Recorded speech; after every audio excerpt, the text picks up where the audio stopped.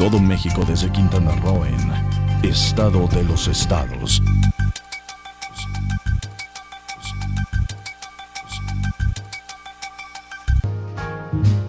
I've got you. ¿Cómo está usted? Muy buenas tardes, noches. Y bueno, pues ya sabe usted que estamos en plenas celebraciones de la independencia y bueno, tenemos mucho que platicar al respecto en este su programa Estado de los Estados. Mi nombre es Lilia Arellano y bueno, tenemos en este panel a Samuel, ¿verdad? Cervera León, que él es historiador, ha estado en muchas ocasiones con nosotros, dándonos entre información y lecciones, oiga usted, porque ahí las va intercalando para no hacernos sentir ignorantes y así nos va instruyendo y al mismo tiempo, bueno, pues nos va dando información que de alguna manera se liga con nuestro presente, porque créame, no lograremos entender el presente si no recurrimos a un análisis del pasado. Y bueno, también está con nosotros don Rafael Fernández Pineda, él es filósofo y es responsable de la formación política del Comité Directivo Estatal del Partido de la Revolución Democrática. Muy buenas tardes, noches tengan ustedes, señores. Buenas tardes. Muy buenas tardes, noches, Lilia. Qué gusto estar contigo. Y bueno, mira, me gustaría comenzar porque en los últimos días, semanas, hemos visto algunas acciones del gobierno en donde se cita a personajes de diferentes etapas de nuestra historia. Se habló de que, cómo no, ¿a poco Madero no había recibido algunos apoyos para sus movimientos? Que si doña Josefa no había hecho lo mismo, y Leona Vicario igual, y luego, pues, yo crecí con la formación de un Porfirio Díaz, que era un dictador, pero ya en la generación de mis hijos, pues resulta que era un hombre de grandes negocios. Y luego pues que vemos que hay un cumpleaños que se atraviesa y que por eso tenemos una fiesta patria, porque también era el cumpleaños del señor Díaz, y bueno, tantos mitos que si el grito de independencia pues no fue tal porque finalmente Miguel Hidalgo dijo que vive el rey. Bueno, ¿qué es esto, Samuel? Uy, yo creo que hay que comprender que la historia se construye, la historiografía, la escritura y la narración histórica, se construye de acuerdo a las necesidades del presente. Conforme va cambiando ese presente, van cambiando la visión y la interpretación y la narración del pasado. Eso los historiadores profesionales de los últimos 40 años lo combaten con investigaciones científicas hasta donde se puede, con el mayor ahínco posible, pero no es lo mismo un producto de investigación formal, serio, académico, desarrollado en una institución de educación, a lo que se da a conocer masivamente, que casi siempre se modela y se construye de acuerdo a las necesidades de ese presente. ¿O se distorsiona? En todos los casos se distorsiona. O sea, en todos estos casos es una distorsión de la realidad. Primero porque no podemos aprender esa realidad tal cual, o sea, no sabemos exactamente qué pasó porque no estuvimos ahí. Pero por otro lado, una cosa es la que hace un investigador y otra cosa es la que se va a difundir en los libros de educación, en programas de televisión, en documentales, etc. Normalmente el camino es muy largo y es muy distinto, y quien financia los procesos de divulgación masivo siempre tiene un interés, y la deformación lamentablemente es inevitable, pero la investigación propiamente, la investigación científica del pasado, sí responde a otras preguntas y otras necesidades, y ahí sí es muy distinto. Entonces, ¿por qué Hidalgo ha cambiado tanto de rostro? Literalmente ha cambiado tanto de rostros a lo largo del tiempo. Siempre respondió a las necesidades de su momento, a la necesidad de construcción de un concepto de nación, a la necesidad de Porfirio Díaz de legitimarse a sí mismo como representante del liberalismo mexicano, por supuesto al Estado postrevolucionario, sin duda a la muerte del Estado postrevolucionario, al nacimiento del Estado neoliberal, y ahora al regreso de un Estado benefactor, ¿no? Entonces, en todos estos casos la historia oficial se va modificando. Siempre ha sido así. Los pueblos siempre han modificado la narración del pasado de acuerdo a las necesidades de su presente. Eso es una constante a lo largo de la historia de la humanidad, curiosamente. Pero yo me he encontrado con que en otros países, y relacionado a estas alteraciones, se mezclan con situaciones anecdóticas, pero sí existe una base, una columna vertebral, porque tendríamos que partir de que pues la historia siempre la escriben los vencedores, ¿no? Pero Sí. después las luchas van cambiando, y Sí. también van cambiando los colores y se van modificando los gobiernos. Y bueno, tenemos en los libros de texto, si hacemos comparaciones, han cambiado muchísimo la historia de México, ¿eh? Sí, porque las necesidades del presente, la historia la escriben los vencedores, eso ha sido a lo largo de la historia de la humanidad constantemente, y la historia siempre ha estado muy pegada de los poderosos. Los poderosos siempre han usado la historia a su favor, desde tiempos antiguos, desde Mesopotamia, desde Egipto, desde Asurbanipal y la primera persona que hace una biblioteca para poder narrar el pasado a través del mismo, a través de sus necesidades de las élites dominantes. Siempre ha sucedido eso. Es algo contra lo que hay que luchar. La historia académica, desde que nace, se la pasó combatiendo la historia oficial de los poderosos. Siempre al lado de un gobernante ha habido el que cuenta las historias de la comunidad y siempre las cuenta de acuerdo a las necesidades del gobernante. Esa relación terrible ha pasado en todos los pueblos, en todo el tiempo, y ha sido una constante.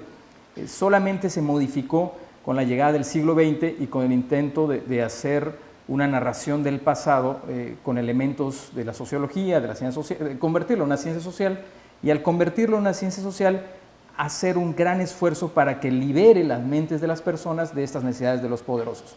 Hay textos maravillosos, hay investigaciones enormes, hay centros de investigación dedicados exclusivamente a esta visión de la historia, digamos que liberadora en cierto sentido, pero no llega a las masas sino a través de mucho tiempo y de pasar muchas dificultades.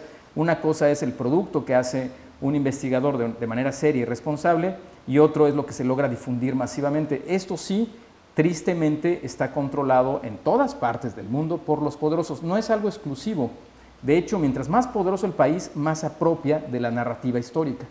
Estados Unidos es un ejemplo del control impresionante que tiene sobre su narrativa histórica a través del cine y la televisión, por ejemplo, y otros medios masivos, pero también lo hizo en su momento Inglaterra, por supuesto lo hizo Francia, todas las potencias, España en su momento, todas las potencias tienen mientras más grande es su imperio y su expansión, más importante es controlar la narración de la historia, no tanto la investigación como la narración de la misma. En ese sentido sí ha habido muchos cambios, también Estados Unidos o otros países imperialistas, o inclusive los poderosos, aunque no sean imperialistas, modifican la narración de Argentina con Perón, por ejemplo, ¿no? Que también ha habido varios Perones.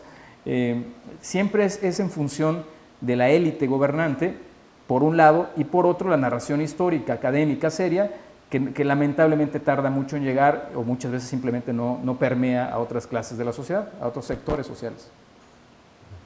Sí, pero por ejemplo, mira, en el caso del cine, ¿recuerdas esta ola de pues inconformidades tan grande que se levantó cuando hicieron la película Hidalgo y presentaron al cura Hidalgo pues bebedor, mujeriego, dado a la parranda?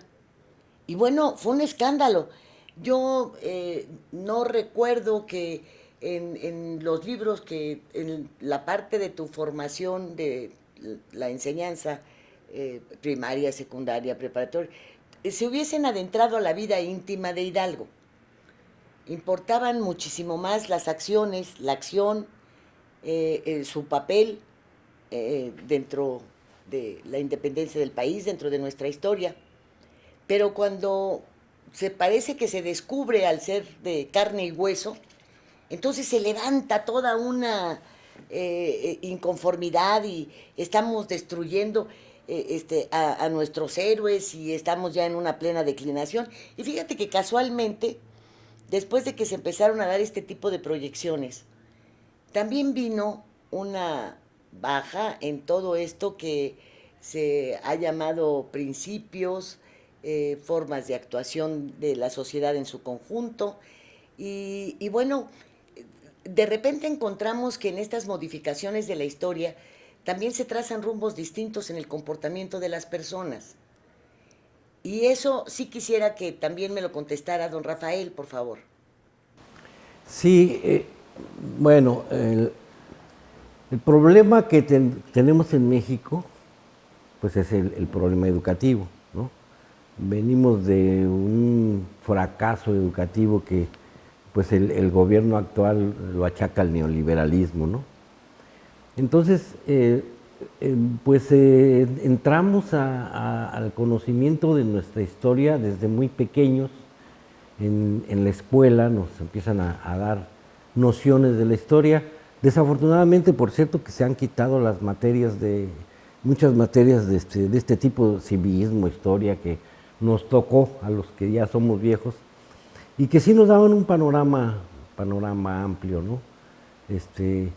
Bastante objetivo era el tratamiento de la historia en los periodos de los años 50 en que yo estuve en la primaria, y veníamos de algunos experimentos que había hecho Lázaro Cárdenas con la educación, y yo recuerdo que era muy conciso. Llevábamos la materia de historia, la materia de geografía, y llevábamos muchas cosas. El civismo pues era una especie de filosofía que nos imbuían, el patriotismo, muchas de estas cosas que ahora se desdeñan mucho, ¿no? Desafortunadamente, estamos en una etapa en que la información es instantánea y parece que no sirve de mucho, ¿sí?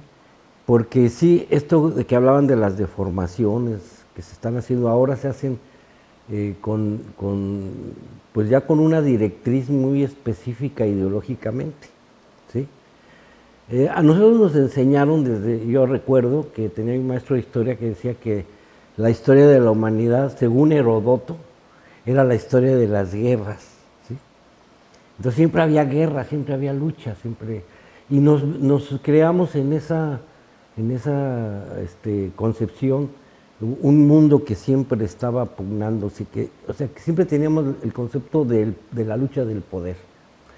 Y naturalmente teníamos que elegir, aún siendo niños, una postura a favor o en contra, ¿no? Entonces, Mesopotamia, la caída de Roma por los bárbaros, todas esas cosas nos fueron nutriendo.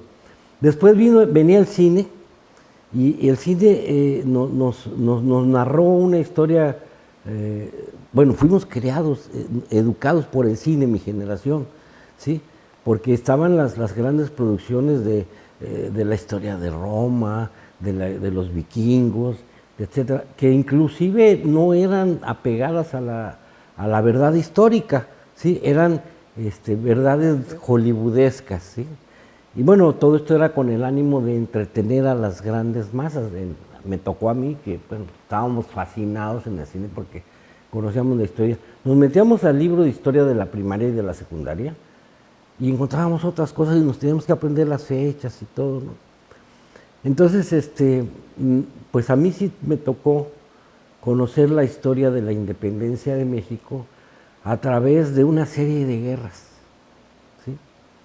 Y esto, pues, creo que en la formación que recibimos en esa época fue muy importante, ¿no? México estuvo en guerra desde el inicio de la independencia hasta el inicio del siglo XX. Y entonces eran las invasiones de México. No recuerdo ya las fechas y todo esto, pero sí me acuerdo que hubo invasiones de Francia, de Estados Unidos. Se aliaba España con Inglaterra, invadían, y tuvimos una serie de invasiones, y bueno, estaban enfocadas en ese fervor patrio de que, bueno, nos maltratan y todo, pero ¿por qué son las guerras? Entonces decía el maestro de historia, las guerras son económicas, son por razones económicas. Entonces México desde la época del virreinato tenía una economía pujante, ¿no? Y eso como niños lo entendíamos, teníamos muchas cosas, teníamos oro, plata, frutas, ganadería. Sí, pero una ignorancia etcétera. brutal y un analfabetismo que hundía, Sí. donde pudiese estar brotando el oro o estar a flor de Exactamente. tierra, oro, plata, lo que fuera, con una ignorancia tan grande. Sí, bueno, era una época, bueno, las guerras son eso, quién se queda con esos recursos y entre menos sepa el dueño de que es dueño de esos recursos, pues más fácil es quitárselos, ¿no? Ahorita está la controversia de los mapuches, que tenían 10 millones de hectáreas y resulta que se han reducido a 360,000 hectáreas ahora, ¿no? Entonces ese despojo, toda esa cuestión económica, esa es la economía, y eso es el motivo principal, ¿no? O sea, nosotros nos invadieron Bien. 7, 8 veces, no sé cuánto, porque México tenía desde el virreinato relaciones comerciales con muchos países del mundo, ¿no? Y las sigue teniendo, ¿sí? Y en esas relaciones, pongamos un poquito de lado el saqueo, porque sí venían por los productos, como ha sucedido en toda la América Latina, la materia prima, pero también una dominación, porque además de que se llevan los productos y se llevan la riqueza, también hay la explotación de las personas que producen luego esa pobreza de la que hablas, Lilia. ¿Sí? Entonces Sí, también hay efectivamente, pero, bueno, esa dominación. ¿Y cómo dominas al pobre, al trabajador que produce esa riqueza? ¿Cómo lo dominas? Pues tiene que ser muy ignorante, tiene que ser pobre para que no se te revele, para que no se te levante, ¿no? Entonces esa es una visión que tenemos en América Latina, creo que toda América Latina, ¿no? Como decía el Che, desde California hasta la Tierra del Fuego, somos una sola raza mesoamericana y sufrimos bueno, todo aquí eso. hay varios puntos. El día de esta transmisión es el 16 de septiembre. Hemos escuchado, en efecto, al paso del tiempo, cómo inclusive las arengas van cambiando, van modificándose, van agregando, pues en algunas ocasiones nombres, en otras situaciones, en otros conceptos de gobierno del momento, como mencionabas. Pero, ¿en qué momento existe la disposición de conocer, de difundir, pues con base a todas estas investigaciones serias, la verdadera historia de nuestro país? Sin buscar superhéroes ni superpersonajes, nada que se le parezca, sino simple y sencillamente los hechos tal y como fueron. Bueno, desde los años 50 empezó un movimiento muy serio en la Ciudad de México, con la fundación del Colegio de México, los institutos de investigaciones que pertenecen todavía a la UNAM, posteriormente la UAM, el Colegio de Michoacán. La investigación empieza entre los 50s y 60s y el interés, la influencia del pensamiento marxista en los años 50, 60, 70 incentivó más la idea de que los investigadores se acercaran a una narración histórica mucho más veraz y por supuesto se diera a conocer. Lo hicieron en las aulas, lo hicieron en los espacios que pudieron, pero difícilmente un investigador con un tinte marxista que vería la historia desde otro ángulo era publicado y sobre todo que fueran publicaciones masivas. Se limitaron a publicaciones dentro del ámbito académico, tirajes muy pequeños de libros. Dentro de todas estas investigaciones, Samuel, ¿qué pasó el 15 de septiembre? Bueno, lo más cercano, no tenemos un testigo presencial directo del 15 porque hay que recordar que el inicio del movimiento de independencia no fue exitoso. El inicio del movimiento fue un fracaso. En menos de un año ya habían sido derrotados y fusilados. Entonces, todos los que estuvieron cerca huyeron, escaparon, se escondieron y no dijeron directamente lo que pasó. Y tampoco se puso en papel porque no estaban percatando que estaban iniciando un momento histórico tan relevante. Entonces, hasta donde sabemos, no hay literalmente un grito. El cura tenía que dar misa muy temprano en la mañana, al parecer no la da, llegan los feligreses, se juntan, él sale, habla con la gente, y desde su perspectiva, Hidalgo lo que sí dice es, bueno, sí vamos a coger, o sea, a atrapar gachupines, pero sí dice viva Fernando VII. ¿Por qué? Porque en ese momento España está siendo invadida por los franceses y existe el temor real de que llegue un ejército francés a toda América, a todas las colonias españolas en América, y tuvieran un control férreo más estricto. Las colonias americanas llevaban 50 años con las reformas borbónicas de influencia francesa y habían empobrecido, la incipiente clase media novohispana, y de hecho en todas las colonias, fue exprimida de manera impresionante y empobrecida. Entonces ya estaban hartos de todo lo que sonara francés porque no lo veían como liberador, o sea, no estaban viviendo las ideas del liberalismo francés, sino más bien las ideas de la administración pública francesa, que era mucho más estricta que la española. Entonces la posibilidad de que viniera un ejército francés a explotarlos más, pues sonaba terrible. Y por otro lado, Hidalgo y su gente tienen muy claro que es un momento histórico y, en cierto sentido, o sea, pueden ahora sí liberarse más, lograr más independencia.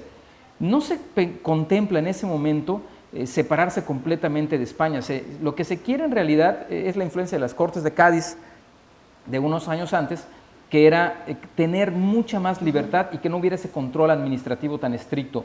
Y sobre todo, en el caso de los criollos, que hubiera un poco de ascenso político, en el caso de las clases medias mestizas, que no hubiera ni tantos impuestos. Hidalgo pertenece a este sector empresarial incipiente de la época, y en el caso de los indígenas, pues que también los impuestos se les redujeran porque se les había subido mucho por las reformas borbónicas.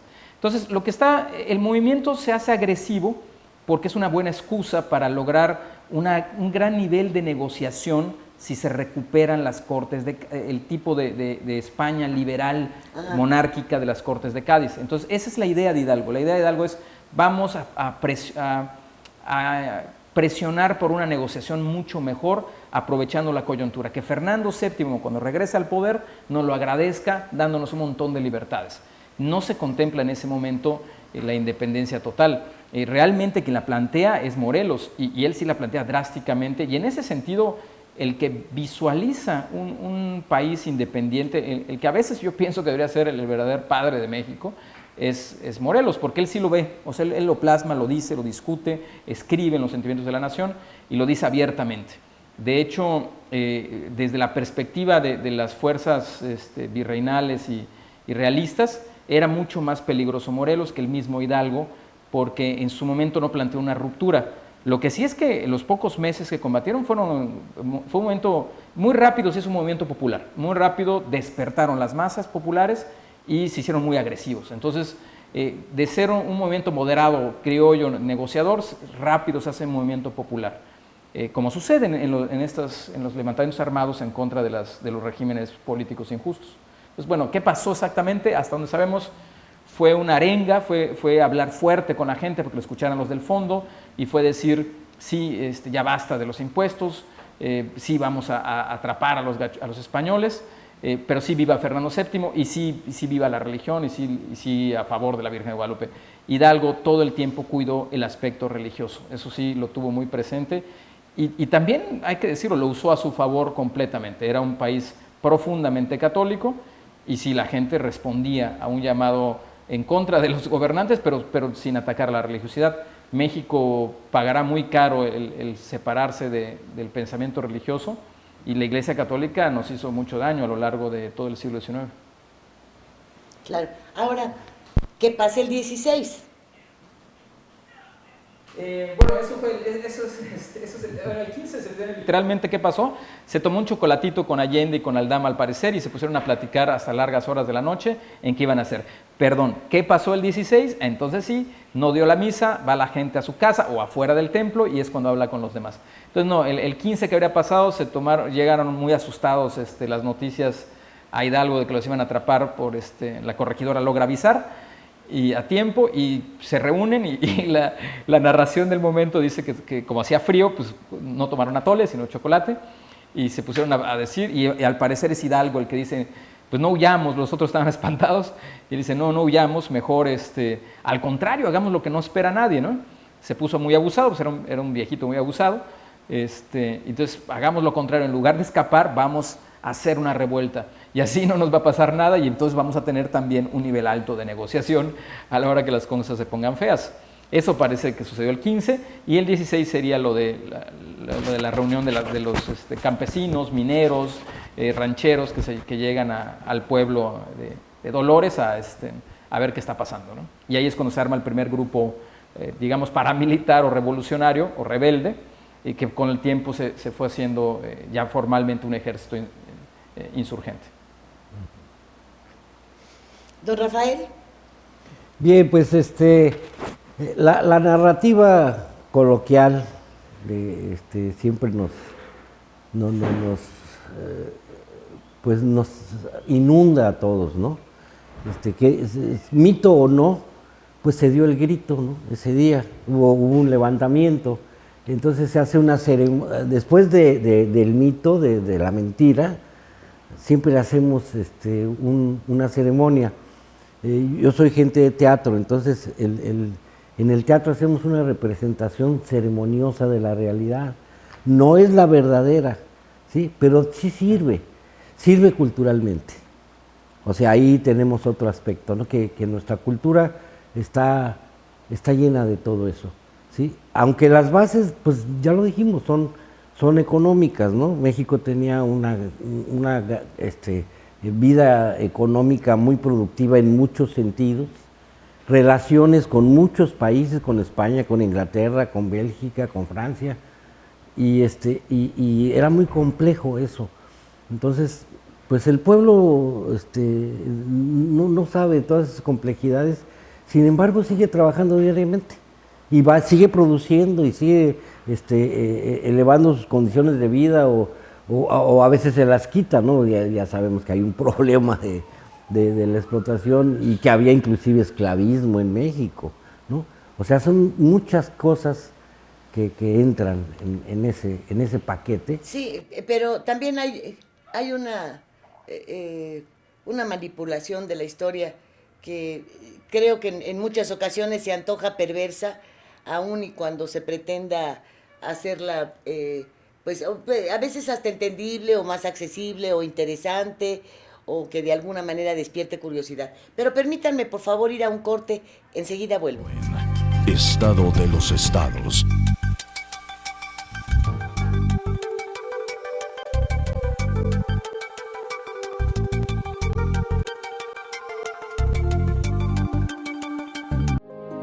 Las cosas que queremos. Los proyectos que empiezan. Las ilusiones concretadas necesitan una asesoría legal y una base concreta. Notaría 64. Respaldamos tus actos legalmente.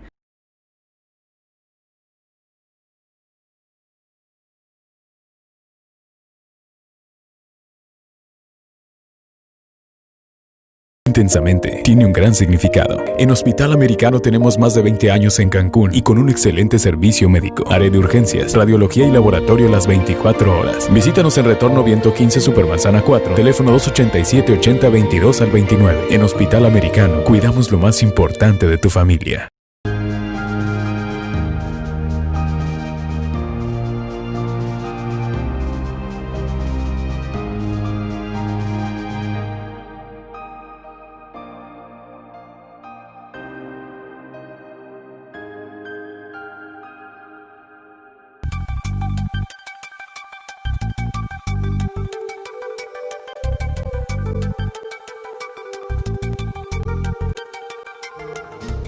I've got you.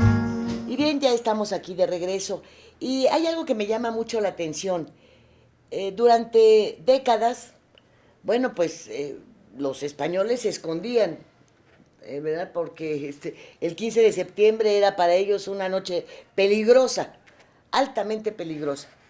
Y entonces, ¿cómo es posible que la desinformación alcanzara a cruzar el Golfo, el Océano Atlántico de esta manera, para que se sintieran perseguidos, dañados, cuando, bueno, lo has dicho, lo sabemos, el grito y y el apoyo al rey de España en ese momento estaba claro.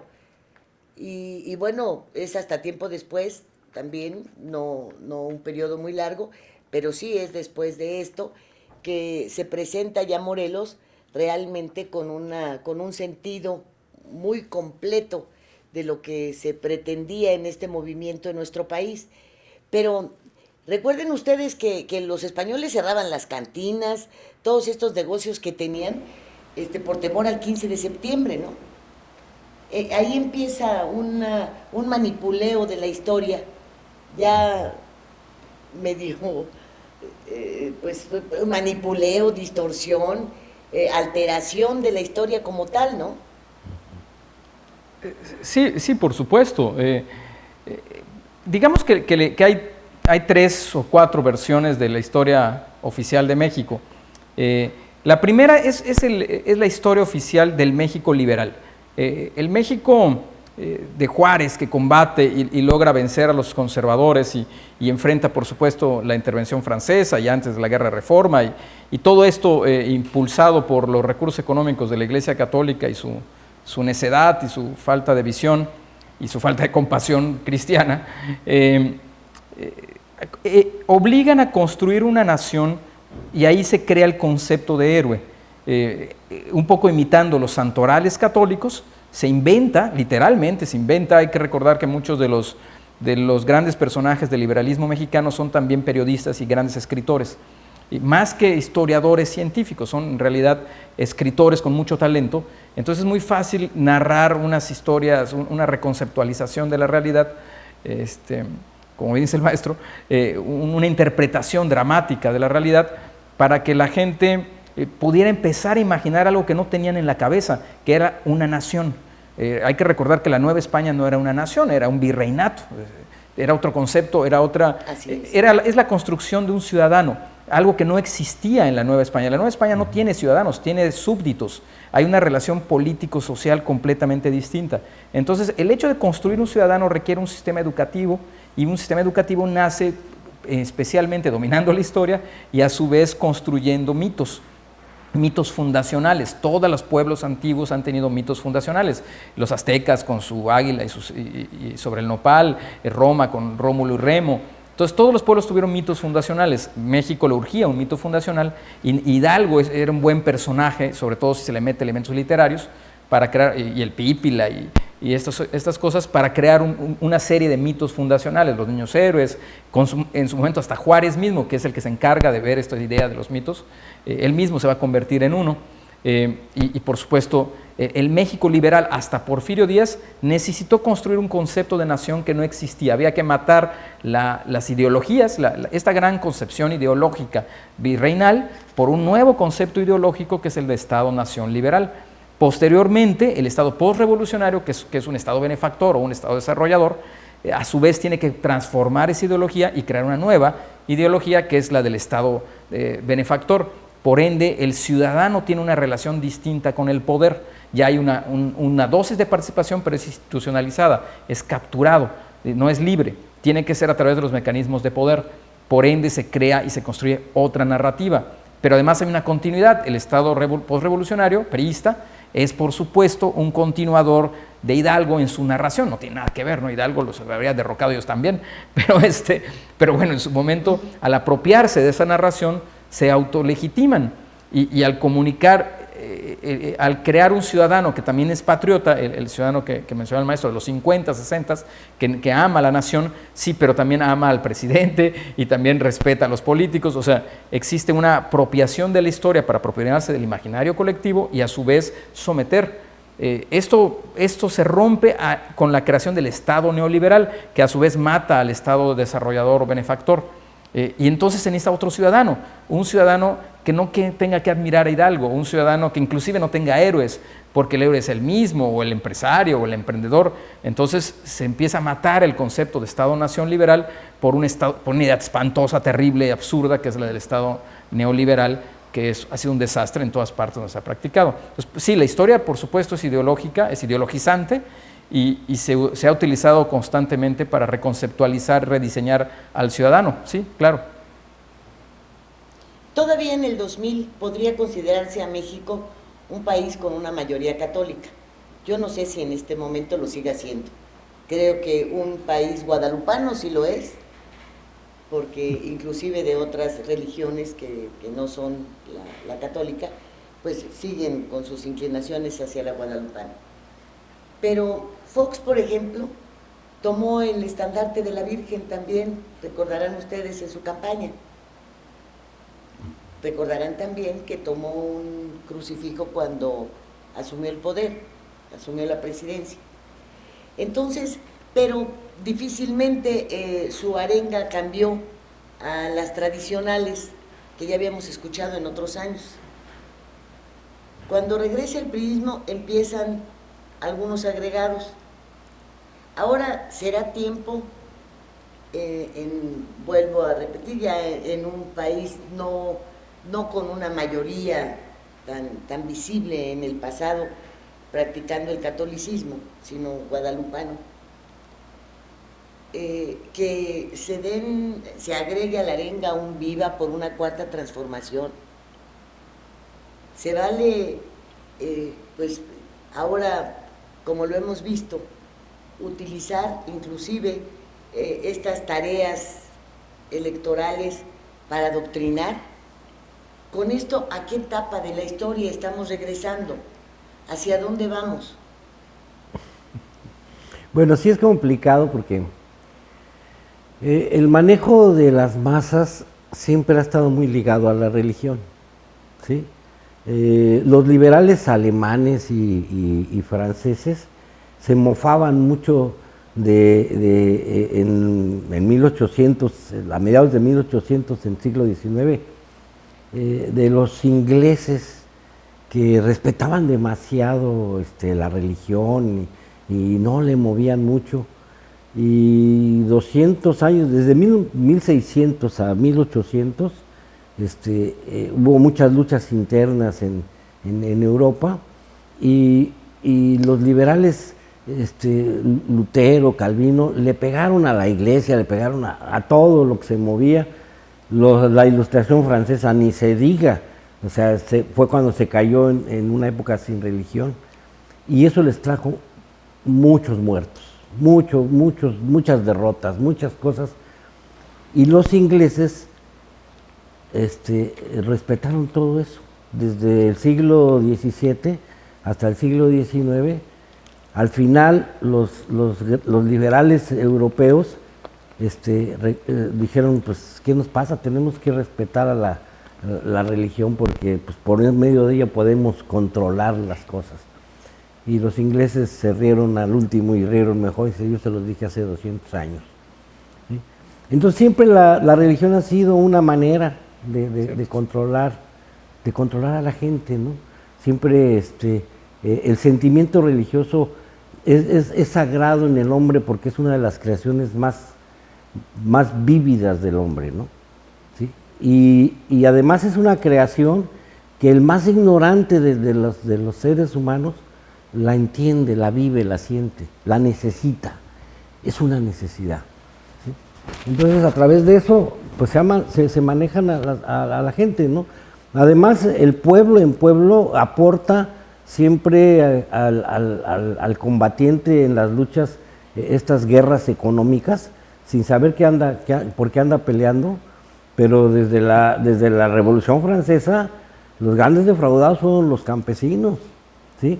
Y después en las otras revoluciones, la revolución alemana, la revolución inglesa, etcétera, pero sí aportaron los muertos.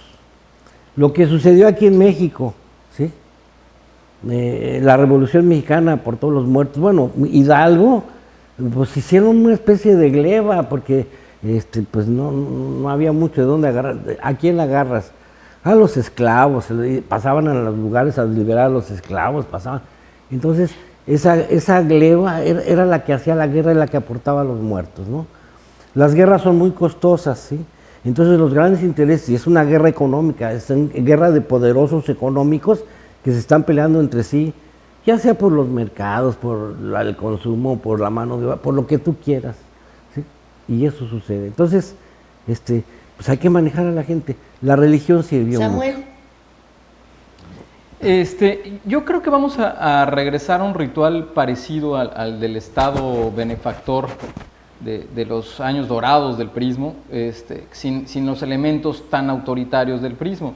El concepto que hay detrás de la 4T se llama neokeynesianismo, es un Estado neokeynesiano, es regresar a la participación fuerte del Estado en el control de la economía y por ende en muchos otros aspectos de la sociedad. Entonces, no creo que griten viva la 4T, quién sabe, eso sí también es muy folclórico esta 4T, es capaz de que sí llegan a gritar eso. 4T no, pero cuarta transformación sí. Bueno, sí, por eso, pero no estoy seguro. Todo puede pasar, porque si algo ya nos están acostumbrando es al folclore y a otra forma de show y otra forma de espectáculo político. Pero en la base, en la esencia, es regresar al Estado antes del neoliberalismo, al Estado benefactor, que en su momento dio muy buenos resultados, pero que también es muy fácil que se desvíe. El Estado benefactor dio buenos resultados en todas partes del mundo donde se practicó, ahora es visto como socialdemocracia, pero antes de ser socialdemocracia fue muy exitoso. Lo que pasa es que también es muy fácil que se exceda porque termina acumulando demasiado poder. Entonces, yo creo que se va a regresar a la idea de nacionalismo, se va a regresar al concepto de patriotismo, porque a los estados benefactores eso contribuye mucho. Crea de nuevo, va a reproducir el ciudadano con quizás más espacios de participación que los que tuvo en los 40, 50, pero sí sigue habiendo una autoridad, sí sigue siendo un estado paternal, quizás más suave, pero eventualmente paternalista. Sí se regresa al paternalismo, que de alguna manera la sociedad mexicana lo pide, porque el abandono del neoliberalismo fue demasiado grande, entonces la orfandad neoliberal fue muy amplia. Entonces, de alguna manera, la sociedad sí está pidiendo regresar a este paternalismo, pero más moderado, y yo creo que sí vamos para allá. Porque si vamos a la época prehispánica, creo que tenemos los mexicanos muchísimo de qué enorgullecernos en razón de nuestras raíces. Pero si ya entramos a esta otra etapa y luego nos trasladamos al presente, bueno, pues, ¿creen ustedes que realmente tenemos algo que festejar el 15 de septiembre cuando tenemos una dependencia muchísimo mayor de los últimos 60, 70 años? En este momento tenemos una dependencia alimentaria, una dependencia económica, pues cuidamos las fronteras en razón de los intereses de los Estados Unidos, en fin, realmente hay algo en este momento de todo aquello que sucedió, que nos abolió de muchas situaciones, que generó un sentimiento de nación, etcétera. En este presente lo podemos festinar, lo tenemos. Bueno, creo que son muchas dependencias. Simplemente habíamos pasado esta frontera para tener un Estado laico y una libertad de credo para los ciudadanos. Ya no podemos hablar de un Estado laico. Desde el momento en el que se dictan homilías todos los domingos, ya sea en la chingada o en el Palacio Nacional, desde el momento en el que, bueno, pues una escenografía como la que se tiene ahí en uno de los salones de Palacio, se convierte en el salón de acuerdos, ¿verdad?, en donde se toman decisiones, ¿verdad?, en donde todos los días se da una cátedra, pero que además esta cátedra va y desciende hacia, pues, los hogares en donde se entregan las dádivas. Les repito, con los trabajadores estos, con este ejército de los que están al servicio de la nación, dicen ellos, yo creo que de la destrucción de la nación, y van las dádivas acompañadas de evangelizaciones. Entonces, volvemos a lo que les preguntaba hace rato, ¿tenemos algo que festejar cuando vemos que hay retrocesos, alteraciones de nuestra historia, etapas que se creían superadas, etcétera? ¿Tenemos algo que festejar? Bien, mira, yo lo veo de esto desde un punto de vista cultural, ¿no?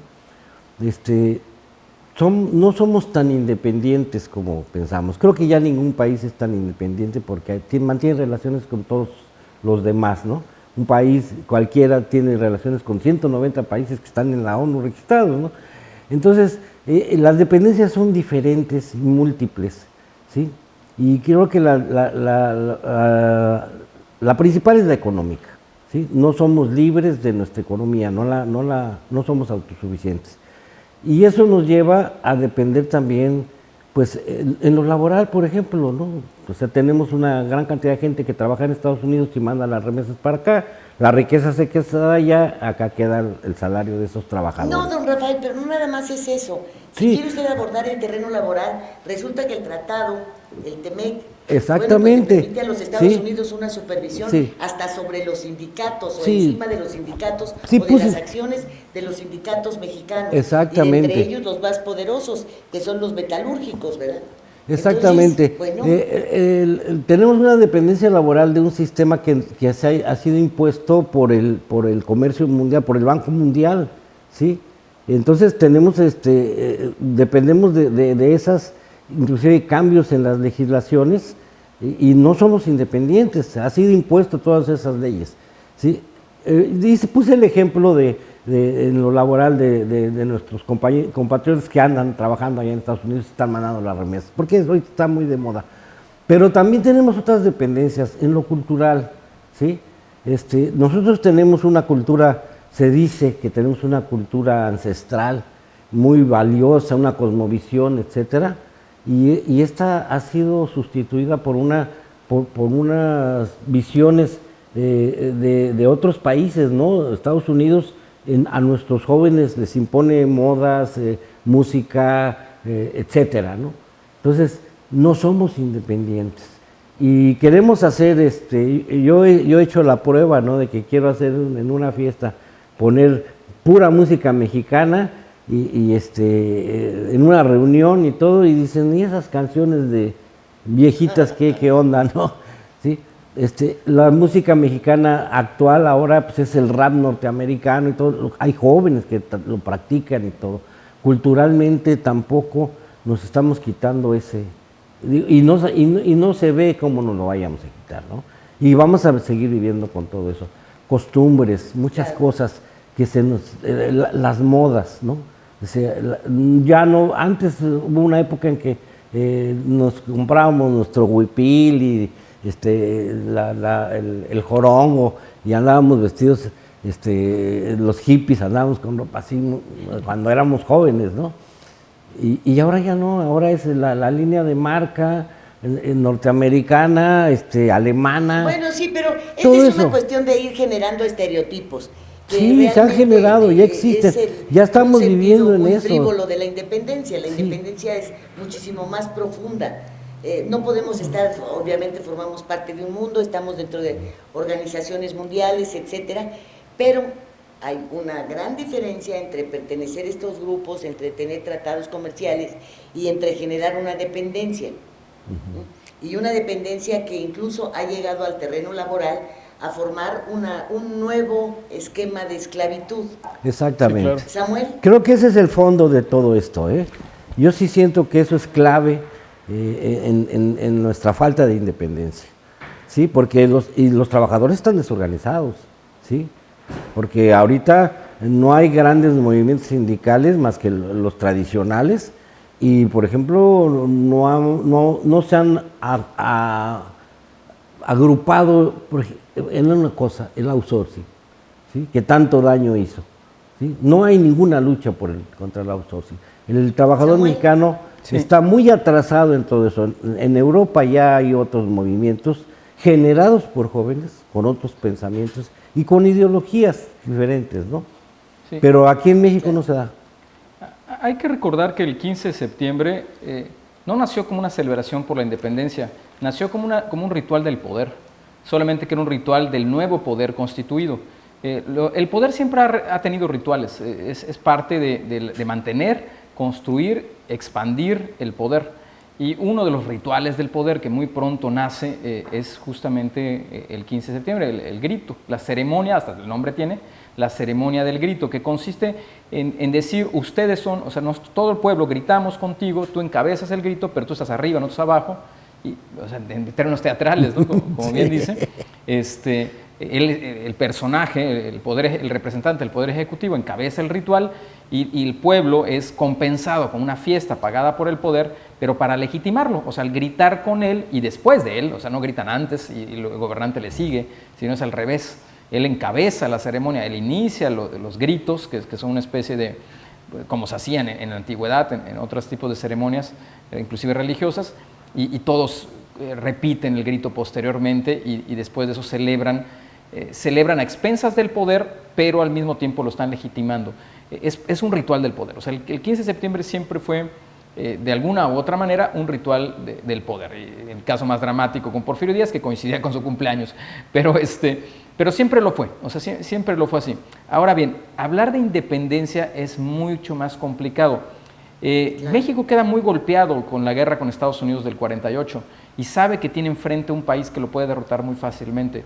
Ahí yo diría que nace nuestra dependencia en cómo movernos con relación a Estados Unidos.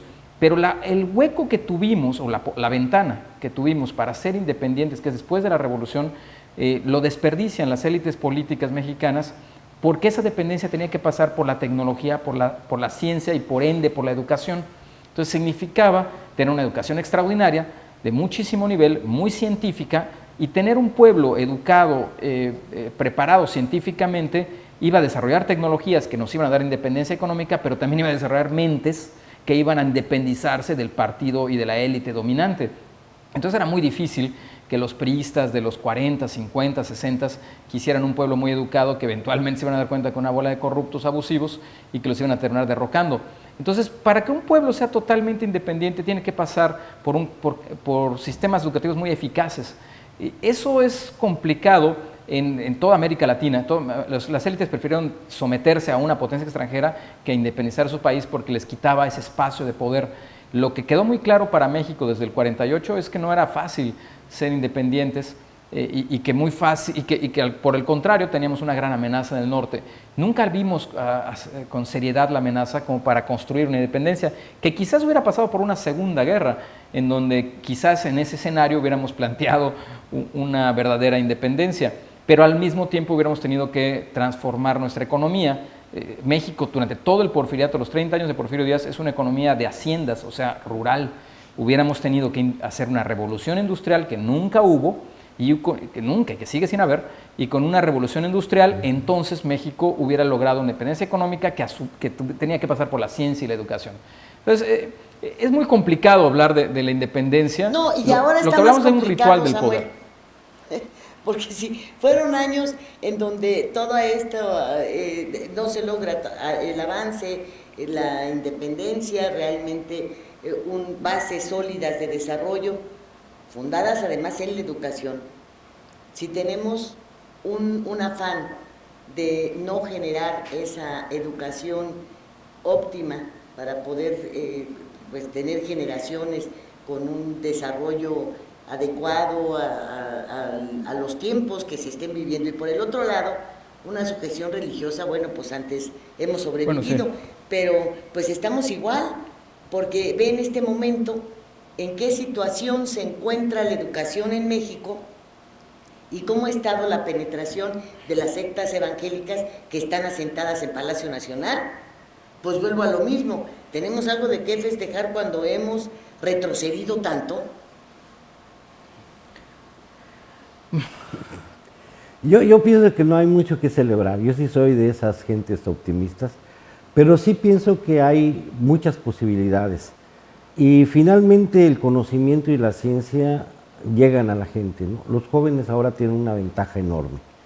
Aprenden en el extranjero sin salir, ¿sí? Yo hubiera querido tener estos medios, ¿no?, para informarme. La gran cantidad de cosas que hay ahora para poder comunicarse, comunicación inmediata, ¿sí? y poder cultivarse. Y tenemos jóvenes, ya se está haciendo se está formando en México una juventud de nivel científico, ¿sí? En el Politécnico los jóvenes no nada más van al Politécnico a estudiar, sino que se salen del Politécnico con las armas que les dieron ahí, las matemáticas y todo, se meten a otros lados y empiezan a hacer otras cosas. Por otro lado, son más imaginativos y más participativos, ¿sí? Han ganado concursos de robótica, ¿sí? Concursos de matemáticas elevadas, han entrado pues a revistas internacionales a escribir artículos sobre cosas que ellos andan investigando y experimentando, ¿sí? En lo cultural tenemos que pues la mejor bailarina del mundo, bueno, que ganó una especie de trofeo es mexicana, ¿sí? Y aquí en Cancún conocí otra chica que también alcanzó una beca para el ballet de Francia, y un joven que toca el piano, y un joven que canta, ¿sí? Y hay actores, nuestros actores son respetados en todo el mundo, lo digo con conocimiento de causa, ¿no? El cine mexicano está ahorita en una época muy, pues yo diría que es una segunda época de oro. El cine mexicano es respetado en todo el mundo y los mexicanos, aunque trabajen en Estados Unidos como Del Toro y Iñárritu, están haciendo cine mexicano. Nomás hay que ver los temas, cómo los tratan y todo, y en Estados Unidos son respetados por eso. Por eso Pues los tienen gracias, tan don altos. Rafael, porque con todo lo que usted dice me levanta un poquito el ánimo, porque Sí. pues yo Yo sí tengo esperanzas, muchas esperanzas, en que vienen cambios pues, yo ojalá que la tenga gente los vida está para poder ver propiciando. esas esperanzas hechas realidad, quién sabe, ¿eh? Pero lo cierto es que lo malo es que el tiempo se nos termina. Samuel, ¿y tú que eres tan malo que nos dejaste sin tus cápsulas, eh? ¿Qué, perdón? Que nos dejaste sin tus cápsulas. Hay que ver, hubo mucho trabajo de repente, se cruzaron cosas y me da mucha Hay pena que llegar mal, retomarlo, pero porque si son se muy puede retomar me importantes. encantaría. Un último mensaje breve, por favor, de ambos. Bueno, como ritual del poder se comprende, pero yo creo que la independencia real del mexicano promedio nace de la cultura, de autoeducarse, de la lectura, del diálogo, de la discusión en casa entre los conocidos. Yo creo que las sociedades eventualmente las construimos entre todos. Sí hay una lucha entre poderosos y dominados, sí existe esta diferencia entre gobernantes y gobernados, pero sí se puede avanzar, sobre todo si se pasa primero por el pensamiento, por la reflexión, y sobre todo sí hay que leer mucha historia. Es muy importante conocer nuestro pasado. Don Pues Rafael. yo diría que culturalmente tenemos un gran potencial, lo hemos demostrado siempre, y que va a surgir en un gran momento. No sé si gracias a la cuarta transformación, ¿no?, a la 4T, o a pesar de ella, pero de que viene un resurgimiento grande, yo lo veo con mis alumnos en la escuela, ya está en puerta. Naturalmente que necesitan una base, ¿sí? Y esa base a veces no existe, pero son tan poderosos los jóvenes ahora que ellos mismos las crean. Y los que estamos comprometidos con la educación y todo esto, aquí es donde tenemos que redoblar esfuerzos. Y nuestra educación solamente va a poder avanzar así. Y no hay ninguna nación del mundo que pueda avanzar sin educación. Y ese es el reto de México. Pero yo sí soy positivo. Yo creo que ya viene una respuesta muy fuerte. Y la van a dar los jóvenes, la están dando los jóvenes. Muchísimas gracias, Samuel, muchas gracias, don Rafael. Y bueno, le recomiendo que entre que son peras y son manzanas, no olvide su pozole. Acuérdese que lleva lechuguita, rábano, trompa de cerdo y bueno, el pollito, ¿verdad? Y obviamente los granos y una salsa. Ay, que lo haga usted sudar, ¿eh? No se olvide que esa sí es una tradición que no debemos perder. El pozole, las tostadas con crema, etcétera, y hay quienes acostumbran tomarse ahí alguna bebida de estas con poco alcohol. Hay otros que con mucho alcohol, pero dicen los nutriólogos que para que no engorde usted con el pozole, se beba una Lulú roja, si es que la encuentra. Muchas gracias por el favor de su atención. Señores, nuevamente, agradecida con ustedes y nos vemos el próximo miércoles. You are the sunshine of my life. That's why I'll always